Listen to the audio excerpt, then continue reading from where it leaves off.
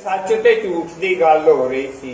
कहंदे ने कि सब तो वड्डा झूठ है जदों पत्नी अपनियां सहेलियां नूं इह कहंदी है मैं पति नूं पुछ के दसां। ते उस तो भी वड्डा झूठ है जदों पति अपने दोस्तां नूं कहंदा ला पत्नी नूं की पुछना। एक जवाई जदों सहुरे घरों जान लग्या ना ते सस नूं मत्था टेकिया ते कहंदा है कि तुहाडी बेटी विच हज़ारां कमियां ने, तुहाडी बेटी विच हज़ारां कमियां ने। सस ने भी आशीर्वाद दे दिता, कहंदी बेटा इसे करके उन्होंने चंगा पति नहीं मिलिया।